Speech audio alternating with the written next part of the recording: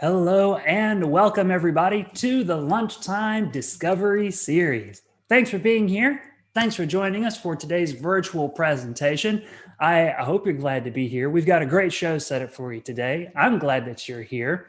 If this is your first time tuning in to the Lunchtime Discovery series, drop a note over in the chat box on YouTube or in the Facebook comments, maybe just a little waving hands emoji to let me know that you're here. And if you've tuned into all of them, you can also drop a wave and a hello in the chat box as well. Say hi, let me know that you're here, ready to take in another exciting show. I'll remind everybody as we go throughout today's program, you can use the chat box too to interact with us. Later in the program, we'll be using that space for our audience question and answer session. So make sure you're dropping your thoughts and questions in the chat as we go throughout the program. My name is Chris Smith. I'm an educator at the North Carolina Museum of Natural Sciences, and it's our pleasure here at the museum to bring the Lunchtime Discovery series to everyone virtually right now. The program, though, is organized and a lot of the legwork is done by the North Carolina Office of Environmental Education. So many thanks to them for actually helping put on this program every single week. They invented it, and we sort of just decided to help out because we thought it was a really cool thing to do. So much thanks to them. For this lecture series, if you've been tuning in recently, all month long for the month of March, we've been celebrating Women's History Month. That's right, March is Women's History Month. And so every Wednesday at noon this month, we've been hearing from inspiring women in science, technology, engineering, mathematics, art, education, who've been sharing their experiences and expertise with us. It's been a great series of presentations, and I'm sure that today's will be no different.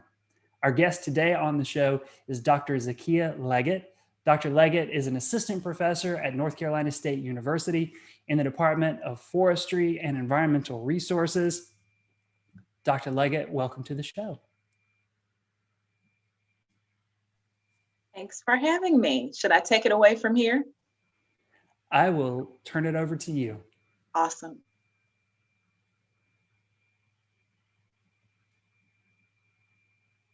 And you're seeing my screen okay? It looks great. Awesome. So I am happy to be here today. Thank you so much for having me. I will spend time talking about my journey into natural resources. And one of the most exciting parts of my talk will be talking about several other amazing women that are working in natural resources. So I'll share a little bit about my research area of focus. I will also give you some insight. I invited a few young people, high school students. So I will talk a little bit about why you should choose a career in natural resources. And as I mentioned, I'm hopeful that at the end, I'll have time for some questions. So journeying back in time, this is little Zakiya. I was raised in Memphis, Tennessee. The interesting part about being raised in Memphis, Tennessee for me is that I was raised vegan. So if anyone has been to Memphis or knows anything about Memphis, it is the home of barbecue, at least that's what they claim. And so I have not had Memphis barbecue, even though I'm from Memphis. But my mother was really, really instrumental in helping me choose my career choice. These are some pictures from dresses that she made for me and how she really invested in my education. She was a school teacher, so when I had speech contests, this is a picture here from one of my speech contests, she made an outfit so that I could embody who I was becoming for that particular contest. And she really planted the seed, literally, for me to become interested in natural resources. So a little bit about my background. I went to a really small boarding school in Mississippi called the Pineywood School. If you have not heard of the Pineywood School, I always love putting a plug in for Pineywood's. It was a life-changing experience. Pineywood's is one of the oldest boarding schools, founded in 1909. And I can talk about Pineywood's for days. I then transitioned to Tuskegee University for my undergrad, and then came to North Carolina and went to Duke for master's and NC State for PhD. So because I had invited a few high school students, I wanted to share a little bit about the piece of my journey and lessons that I learned in that process. So while in high school, I always encourage students to take advantage of opportunities that stereotypically maybe others aren't interested in. So a lot of schools in this area have Future Farmers of America or ecology clubs. So even if you're not necessarily so vested and interested in those areas, I would suggest exploring them and taking advantage of learning about them. I received a full scholarship while attending one of our Natural Resources Club's meeting. We had a visitor from the Forest Service, and she was offering full scholarships for students that met the GPA requirements. And I would not have heard about that program if I had not been in that meeting. So I always encourage students, this is the time to explore and learn different things. When I was at Tuskegee, I attended a summer program before my freshman year, which provided me with a jump start. So if there are opportunities for students to take advantage of that, I strongly suggest it. And then I participated in several different internships. I was a homebody, so it forced me to get away from Memphis and get outside of my box. So I always suggest that for students. One key thing, just to encourage students, when I transitioned to Duke, I had a really hard time with public speaking.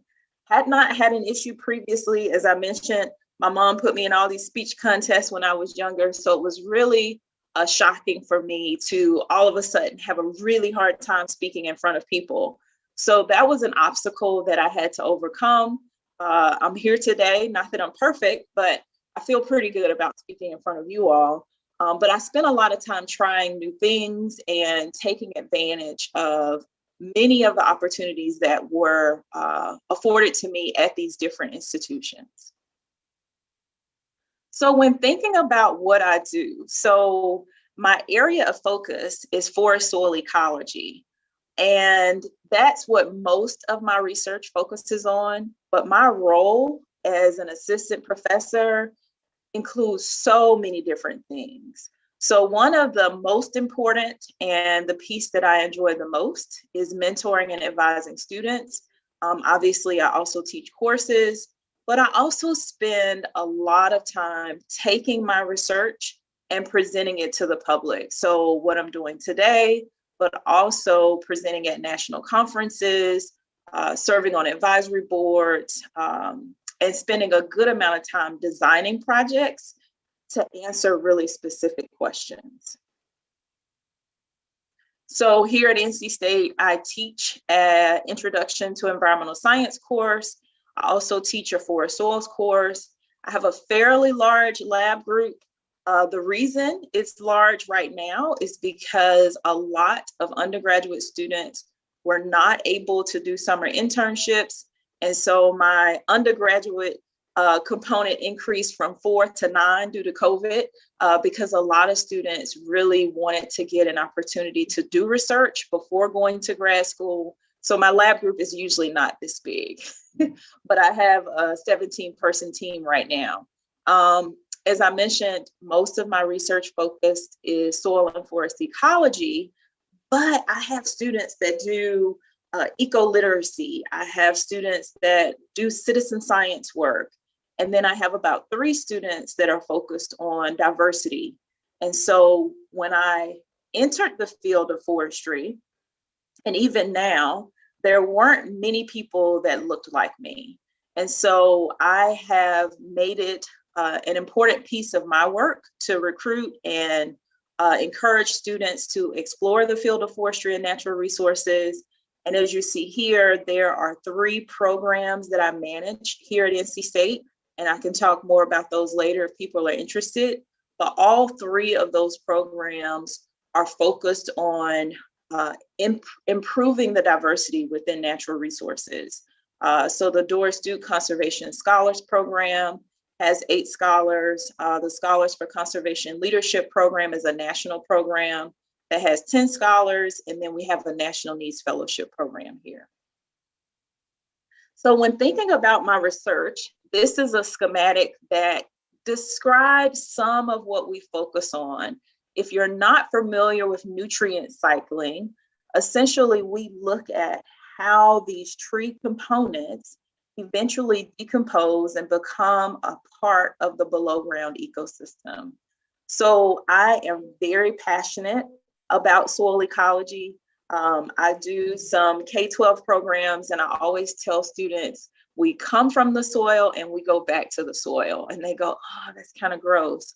But really it's true. I mean, everything that we eat eventually has come from the soil. And even if you're cremated, you're going back to the soil. So when we think about this component in forested ecosystems or urban ecosystems, it's very important and plays a really key role in what you see. So here are some pictures. I included a lot of pictures, but these are some pictures from one of my research sites where we were looking at contrasting different soil types. So in this case, this is a really strong clayey soil. And we were looking at how our soil differs as far as productivity. And so here's a picture here where we looked at two different sites, one that received fertilization, one that did not. A few things that you can see: differences in the diameter of these trees, differences in the canopy cover. So it's a lot more shaded on this site. And then you can't see it very well, but there are differences in the forest floor.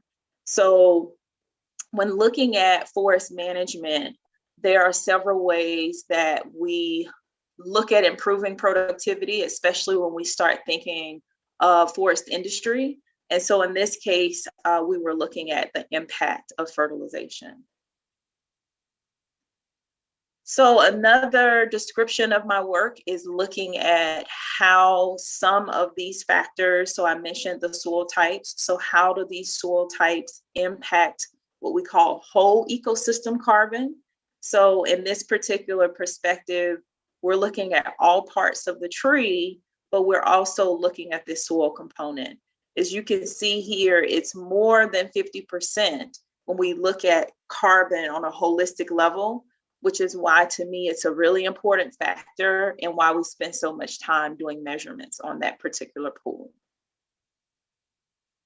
So I often get the question, how do you collect samples? How do you measure? In this virtual environment, I'm not able to take students out as much as I would like. So I included some pictures from one of the sites where we were collecting samples. So as you can see here, we use paper bags for forest floor because we take that material and we dry it, and we use plastic bags often for soil samples. This is actually a pot where we cut the bottom off and we use it to collect forest floor. So we literally screw it into the ground and we collect all the material from inside that pot. I get the question, well, why do you use a pot? In order to scale the information up, we have to know what area we're collecting from. And so that's why we end up using those pots. After we remove that forest floor and bag it up, we take soil samples, as you can see here, and that material, we take it, we ship it off, or we do the analysis ourselves in the lab. And essentially, as I suggested, we're looking at how that nutrient has cycled throughout the system, but specifically focused on the below ground portion. So I will pop through a few of the research projects that some of my students are working on. I have a student currently that is completing a greenhouse study looking at industrial hemp. So I'll talk a little bit later about some of my previous work with Weyerhaeuser, which was a forest industry company I worked for. But we are hoping to plant industrial hemp with loblolly pine. So doing somewhat of a dual cropping system. So this student is looking at 3 different soil types that you can see here and trying to determine, for one, is it feasible for the industrial hemp to grow?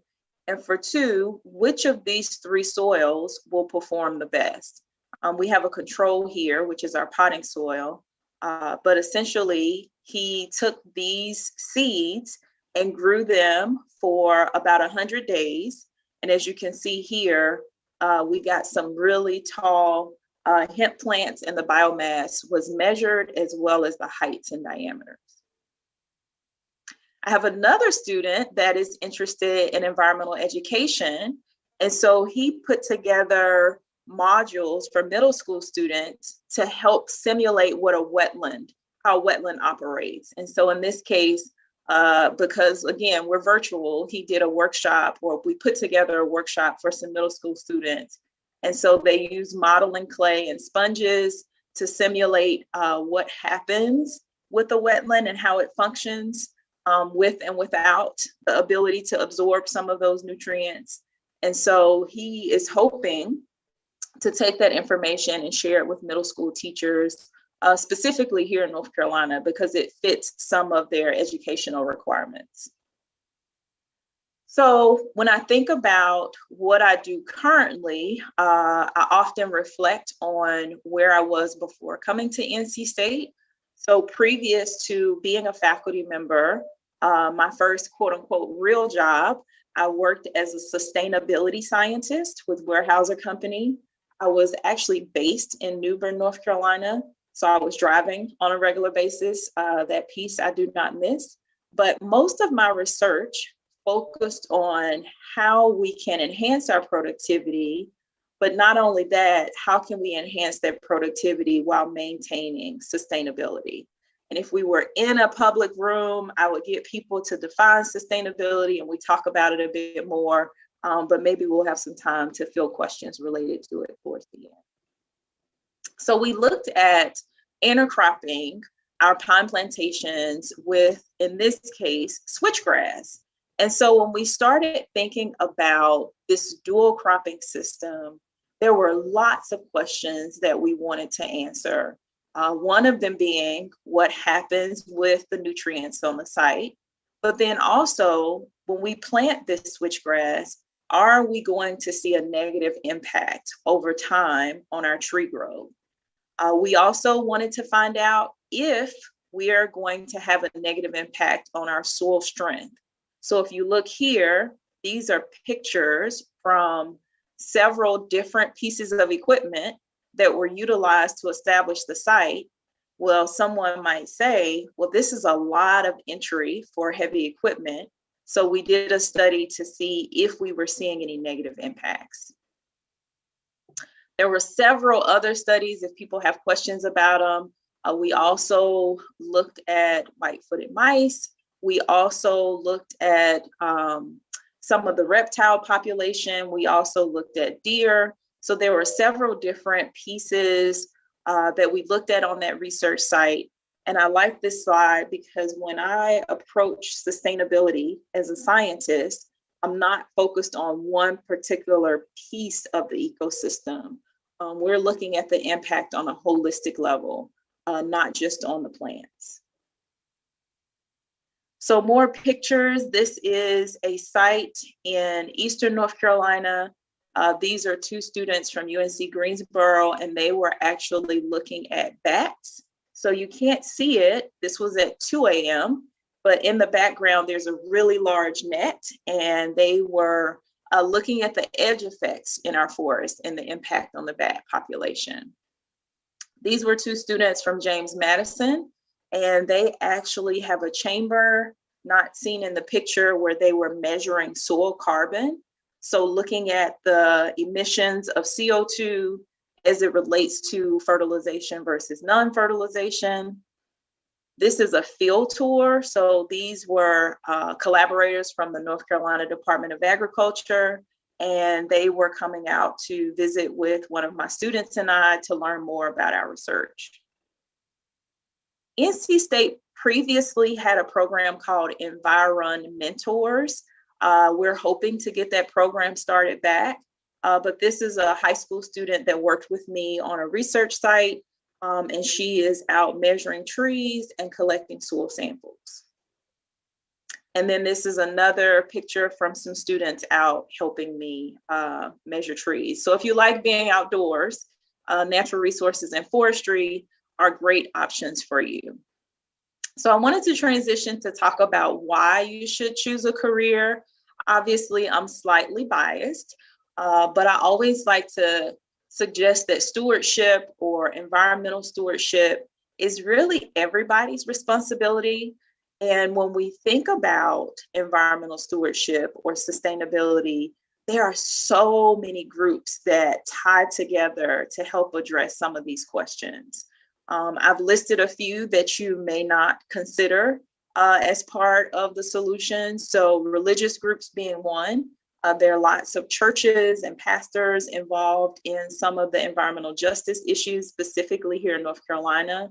Lots of business leaders are very interested in thinking about stewardship on a long-term basis.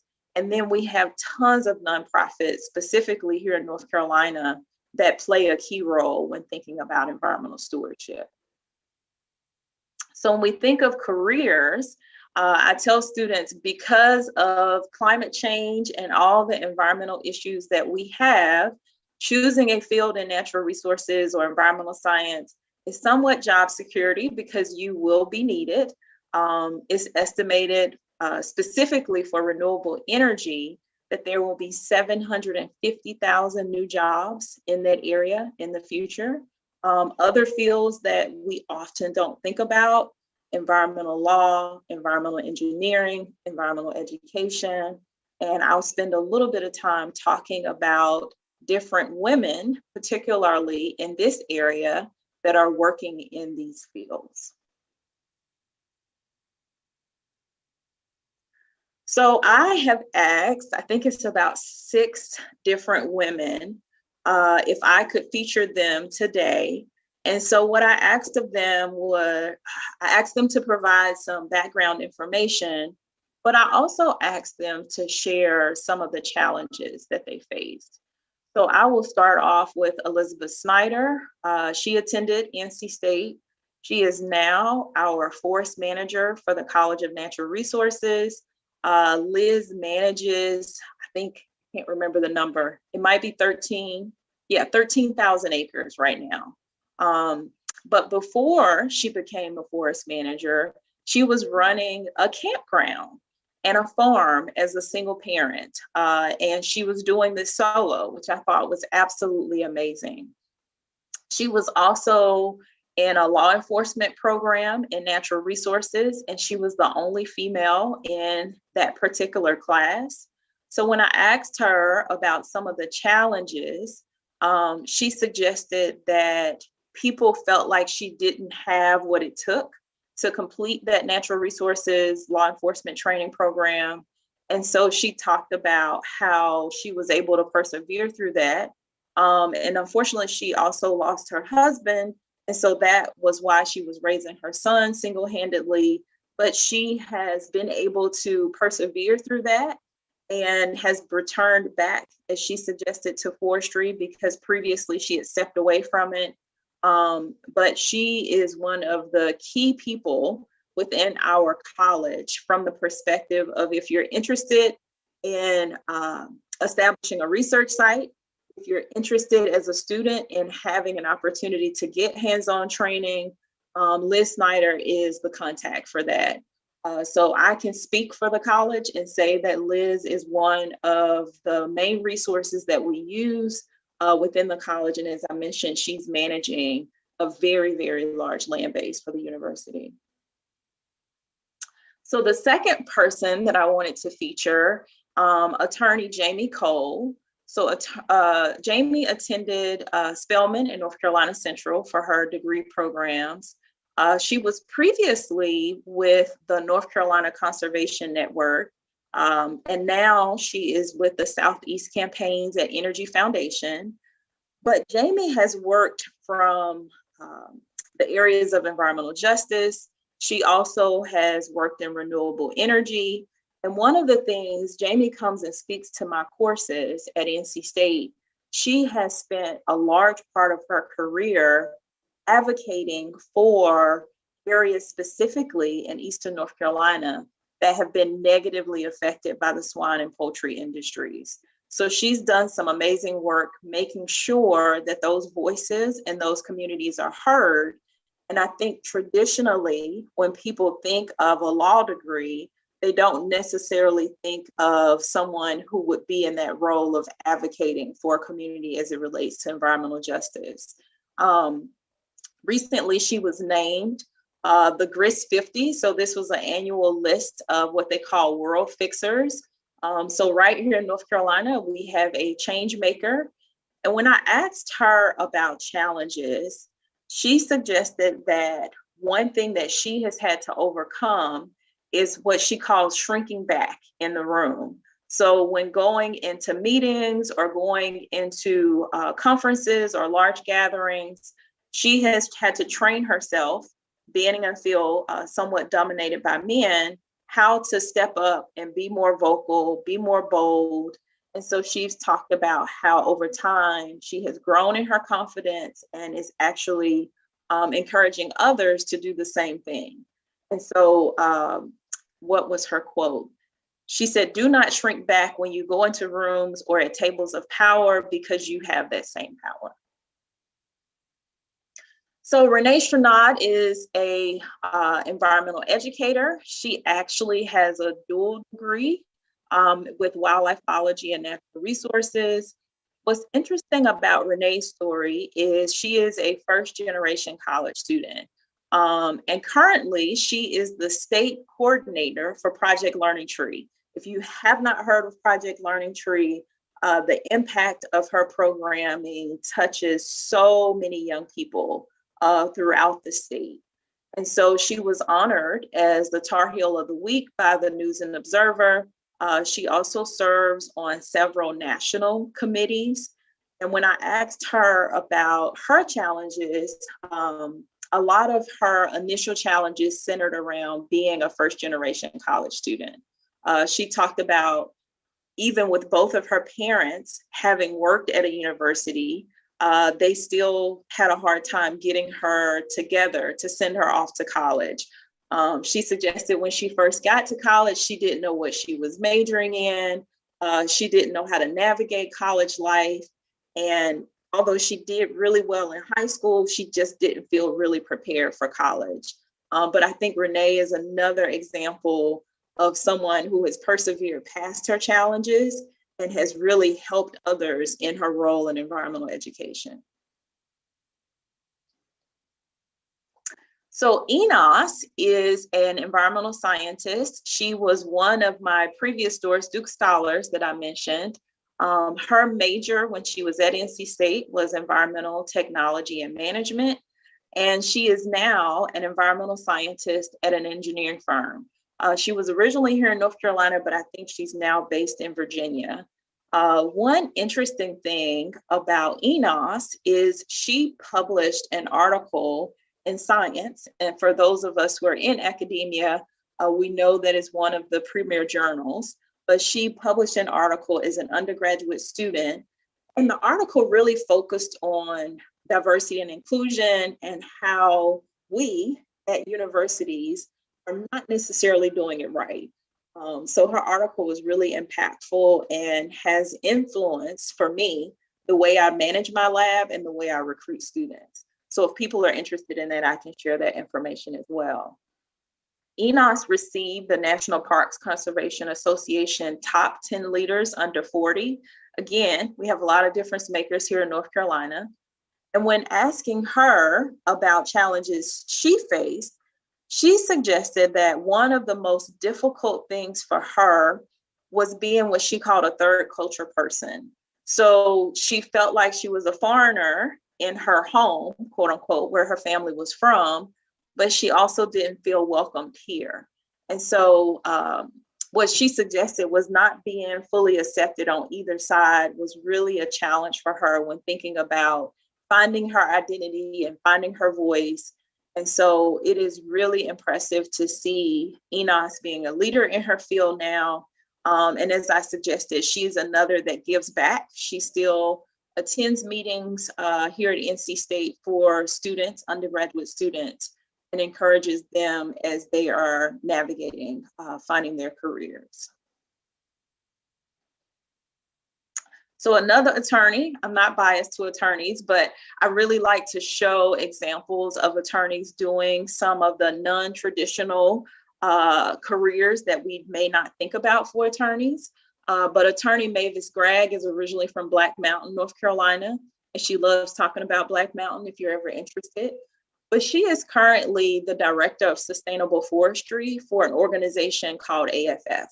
And so she has really been instrumental in working with Black landowners throughout the Southeast.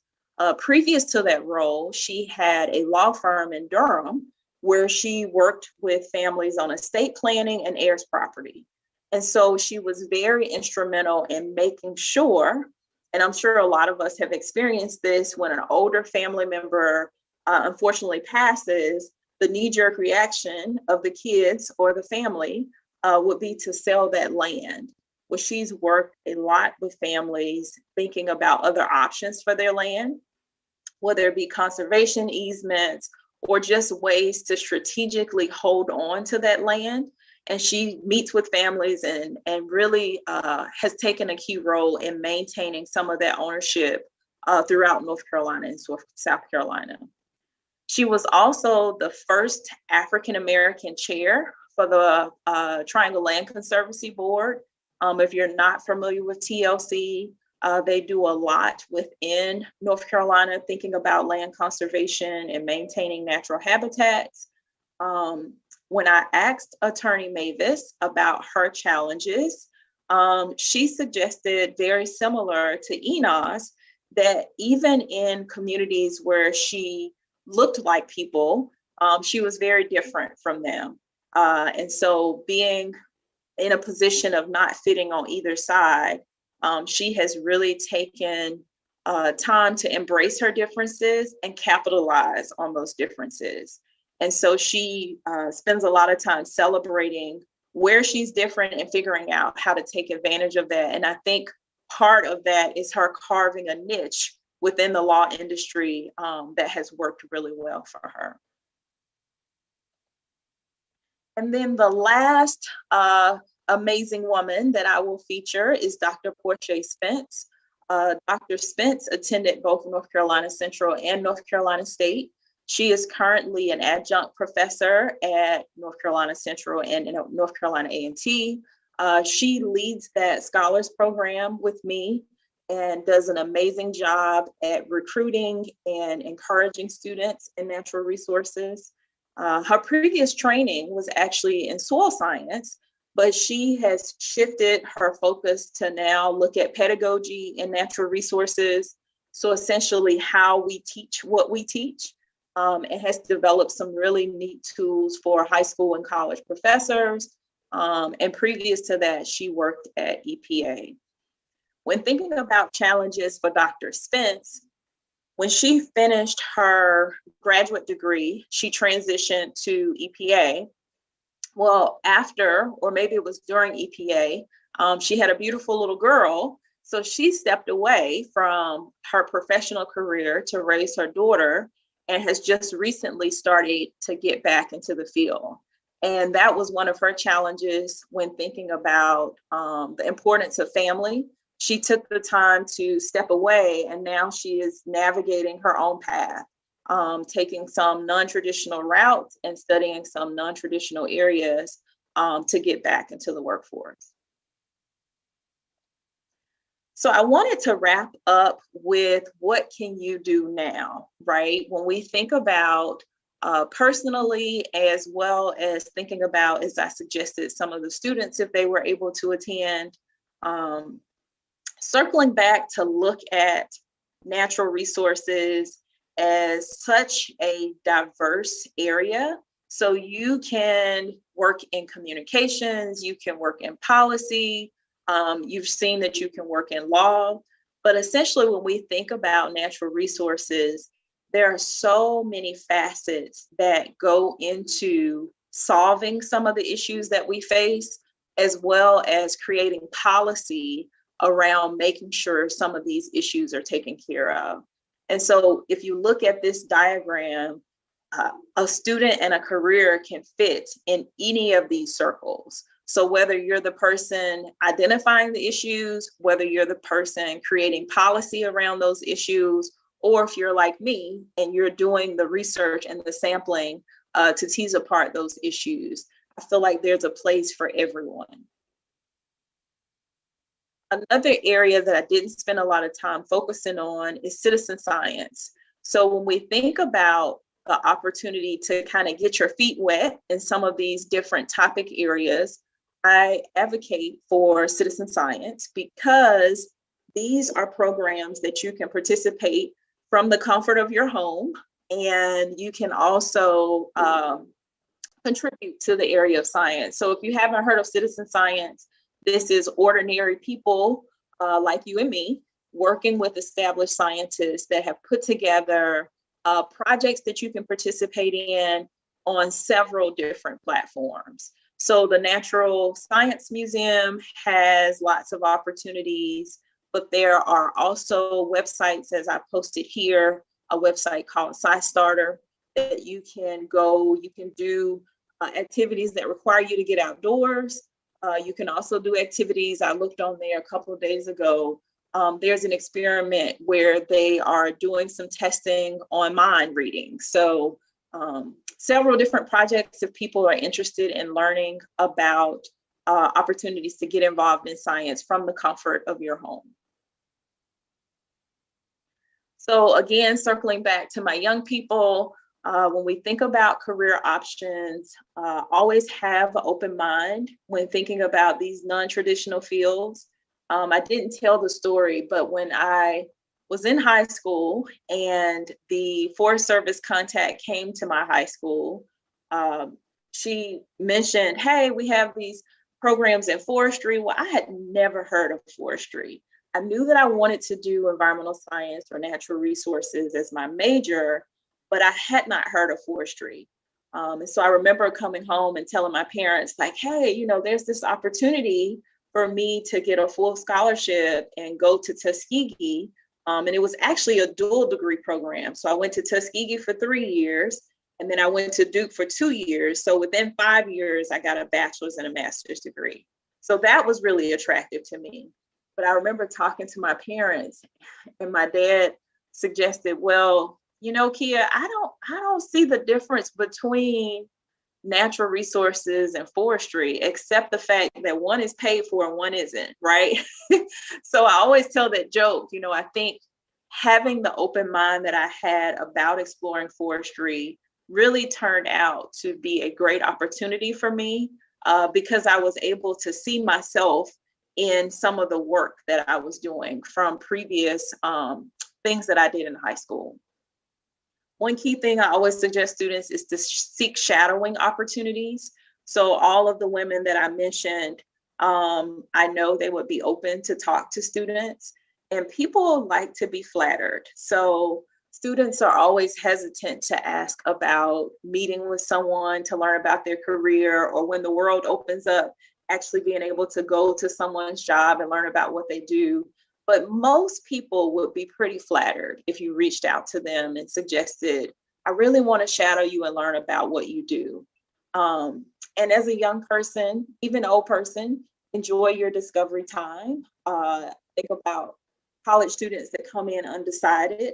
You know, most people are fine with that for 1 to 2 years, but at some point, your parents are going to want you to buckle down and figure out what you want to do with your life. So I always tell people, enjoy your discovery time. And as Enos and Mavis suggested, enjoy being you. Figure out what makes you tick and focus on that and build on those strengths. So the last thing I'll share are some pieces of knowledge as it relates to every one of us and things that we can do in our everyday life when we start thinking about environmental science, natural resources, conservation.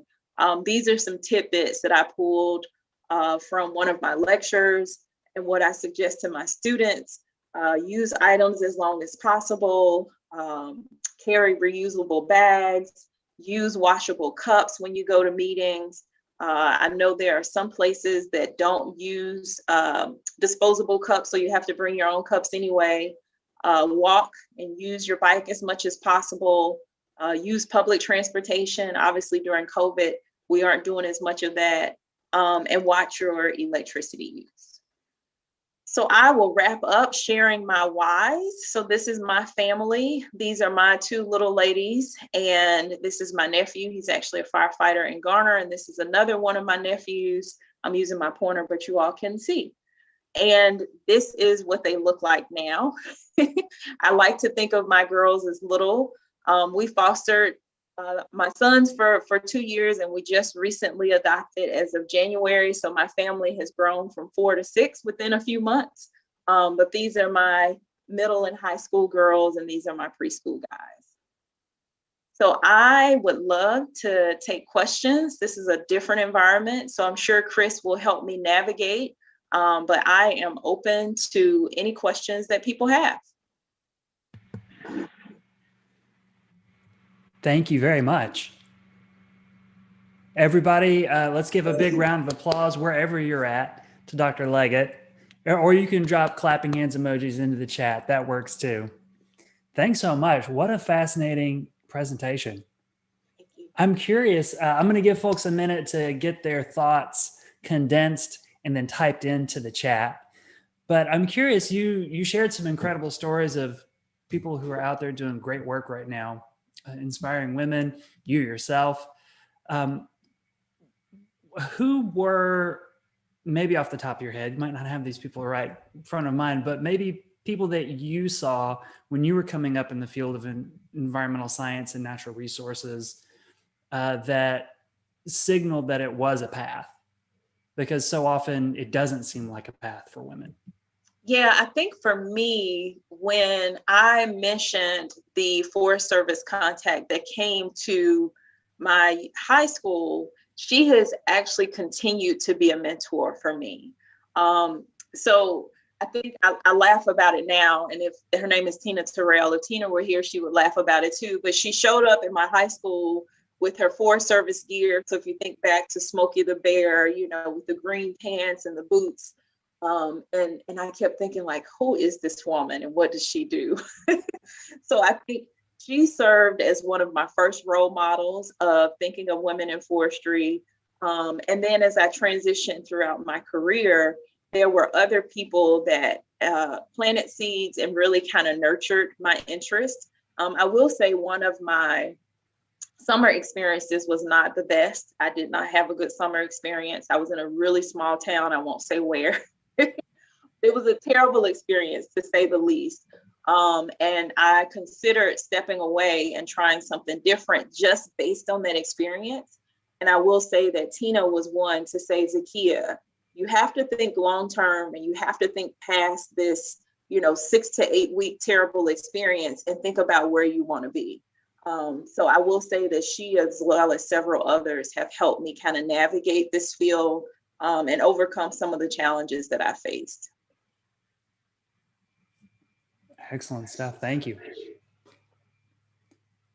All right, let's see. Looks like the first question here is from Kevin.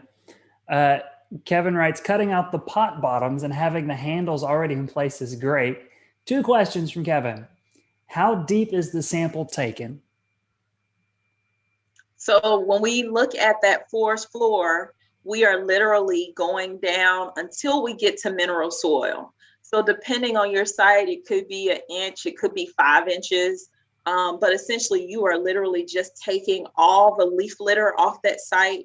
And you're not, the goal is not to contaminate it with any mineral soil. And most of the time you can tell when you get to the bottom of that because the forest floor gets a little bit slippery. And you can see some of the material that has kind of decomposed. Whereas when you get to the mineral soil, depending on your soil type, you start feeling a little bit of grit and it gets a little bit heavier in density. So yeah, it varies depending on your site. Okay.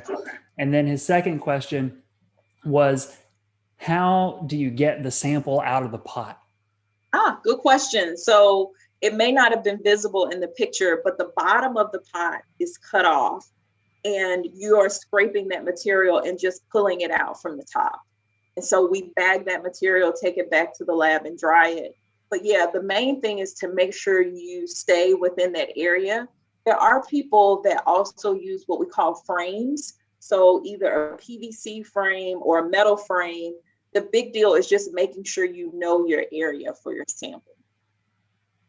So you're just reaching in and scooping it out. Exactly. Yeah. All right, thank you. Clara writes, thank you so much. Would you mind talking about the related field of environmental economics, such as how to become an environmental economist and how do they use economics to protect the Oh, environment? that's a good question. So I don't have any students currently looking at environmental econ. I do prepare a lecture for that environmental science course that I talked about that focuses on environmental econ. There is a contact at North Carolina State. Oh, her first name is Jessica. I'm blanking on her last name. Maybe she can email me if she wants more information. But she has worked with large industry at looking at environmental econ. And she has a group of industry partners that work with NC State looking at environmental econ. But during that lecture, I talk a lot about how certain companies, specifically REI and what's the coat company? There's a company that makes coats, but how they have put a dollars and cents value to their environmental impact. And they are really using that to promote their products. And when you look on the label of certain products, you can see where they put how much carbon has been saved by producing this product or things that they've done when thinking about carbon sequestration. Nice. Good starting points there. Marty writes, your presentation offers a great, or this is from another online viewer, Marty sharing, your presentation offers a great overview and introduction to environmental fields. Any thoughts on how to get younger students interested and exposed to these career options? Yeah, that's always the question, because if you have not been exposed, kind of like me, I didn't know what entailed when I started thinking about looking at forestry. The program that I mentioned, Environ Mentors, so it's ENVIRON, and then Mentors. We are working with Tremaine Britton within the College of Natural Resources to get that program reignited. But I have mentored with that program for about 10 years. And we bring in high school students. It's free of charge, doesn't cost you anything. The students apply and they spend a semester doing a really small project with me and other mentors throughout North Carolina. So I would suggest that as an option. And then, as I mentioned, I go into the classroom for high schools, middle schools here in the area and do similar talks like what I just presented to let people know about different options in environmental science and natural resources. And I know that NC State has opportunities for our recruiters to actually come to different high schools and talk about not only what our majors are, but what careers some of our alumni have had. So again, if people are interested, they can shoot me an email and I can connect them with our college recruiter, because they have tons of flyers and information that they can share on different careers. And send them the link to this YouTube video. Yes. Good option. You can do that one. That's a free one, almost a free. Yes. All right. Let's see. Next one. Where would you recommend an older student start when looking at a career in forestry? Also, is there information for logging with draft horses? I don't know anything about logging with draft horses. I'm gonna have to look that up. But for an older student interested in forestry, there are programs with the Forest Service where that you could do an internship or things of that nature. And there's also, what is it called? The Conservation Center of North Carolina also has internships where students can get experience, or people can get experience in the field of forestry. And if they are interested in coming back to school, there are tons of opportunities in the College of Natural Resources to look at degree programs depending on their career option. So it's tons of information on the website if that's something that person might be interested in. All right, excellent resources. All right, let's see. Kevin's back with another one. The renewable jobs number for the next 10 years is quite hopeful. What are your thoughts about the students graduating now compared to the jobs available now? I think when I have spoken to people that are in that area of recruitment, they find that there are more job opportunities in that area than they have students to fill. And so periodically I get companies and agencies that reach out to me. And I mean, I just really feel like there is a gap between the students that are graduating and the need. And this is me in my little small world at NC State. There are probably other universities that have more students. But yes, that number is really high. And currently we don't have people that are majoring in that enough to fill all the gaps that are there. Again, that's just me specific to NC State. It could be that other institutions are not seeing that issue. But there are tons of opportunities that come in my inbox on a regular basis for students, which is great, which is a great position to be in. So. Yeah, absolutely. All right. Well, it looks like that's it for the questions in the chat box. Dr. Leggett, thanks for being on the Lunchtime Discovery series today. No problem. This has been awesome. A fantastic presentation. It was great to learn about your work and the work of some of the people around you. Just really great, inspiring stuff. So I hope everybody enjoyed this presentation. Bookmark it, come back to it, watch it again. Share this YouTube link with people who you think would benefit from it. As long as there's a YouTube and a North Carolina Museum of Natural Sciences, we hope it'll remain here, free and available for everybody. So take advantage of the resource. And I'll remind everybody that you can go back in the museum's YouTube channel and find all of the previous presentations as well. So there's a lot of great presentations and content right here on our YouTube channel available for you to go back and experience and learn from. So thanks everybody for tuning in today. Oh, Dr. Leggett, can you let people know the best way to get in touch with you or to follow your work? Yeah, if you go to NC State's website, my email address is on there. If you just type in Zakiya Leggett, there's also a link to the website for my lab group. Needs to be updated, but it has some relevant information about the work that we're doing. All right, perfect. And I'll remind everybody they can follow the North Carolina Office of Environmental Education, where you can get updates about this program and more on Twitter. They're at North Carolina EE, and their website is eenorthcarolina.org. And you can find out more about this lecture series and what programs are upcoming by visiting naturalsciences.org and checking out the programs and events calendar. And of course, when you do that, you'll see lots of events that are happening coming out of the Museum of Natural Sciences. Right now, they're pretty much all virtual events, but we'd love to see you online spending time with us again real soon. And I always have to say it, you can stay in touch with us on social media as well. We're at Natural Sciences on Facebook, Twitter, and Instagram, and you can subscribe to the museum's YouTube channel below and click the bell to get notified, and then you'll know right when we're going live with the next great program, because I know you're people who are curious and like to learn new things. So I know you want to stay plugged into what's happening with all of us here. With that, everybody, thanks for tuning in, and I hope you have a great Wednesday. Take care, stay safe, keep your community safe. Bye, everybody.